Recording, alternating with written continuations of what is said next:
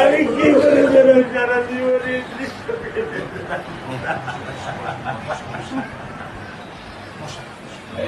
আমার এই দৃশ্য আমি কি দিয়ে পূরণ করবো?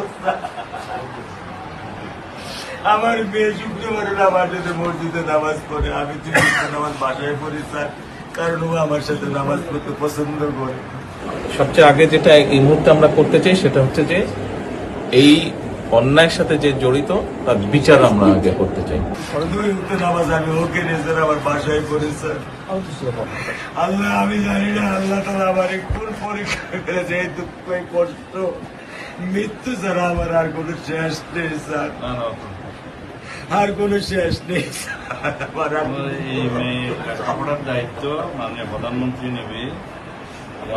আপনাদের শক্ত হতে হবে, তাই না? আপনার তো বড় মেয়েটা রয়ে গেছে, এখন তো ওর জন্য আপনাদেরকে শক্ত থাকতে হবে। স্যার সত্য কথা, আমি যখন ওকে ভ্যানে পাঠাই আমি খুব বল পাই। আমি কালকেও বলে দিচ্ছি যে আমি আর ভ্যানে দিব না, তুমি প্রতিদিন ওকে রিস্কায় নিয়ে যাবা, রিস্কায় করে নিয়ে আসবা।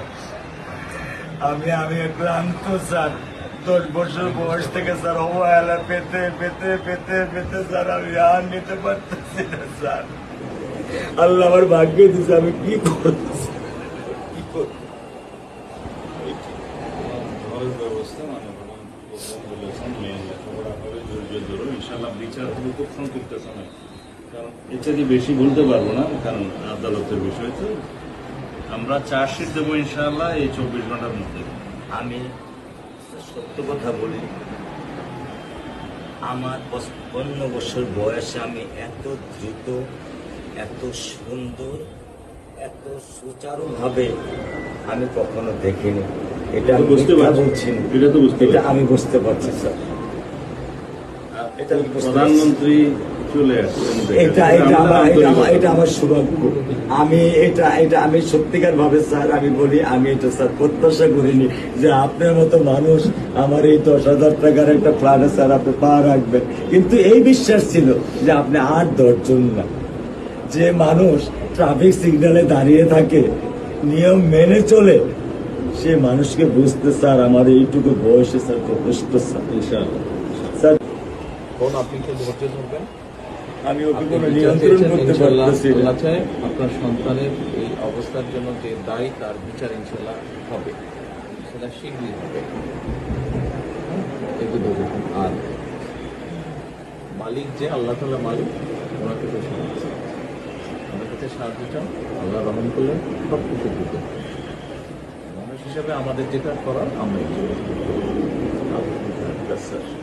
স্যার মিরপুর 10 নম্বর আইডিয়াল স্কুলে ক্লাস 9 এ পড়েছে।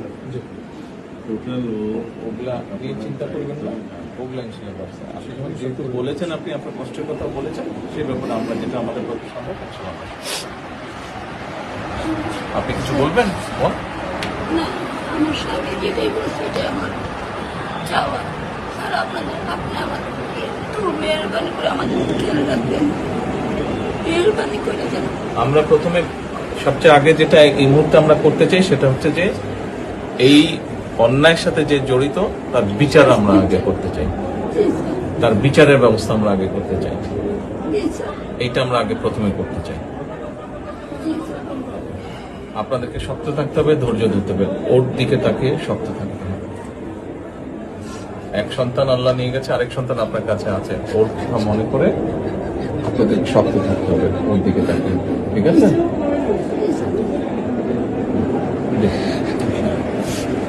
চলে আসে, হ্যাঁ ভাই, চলে আসে।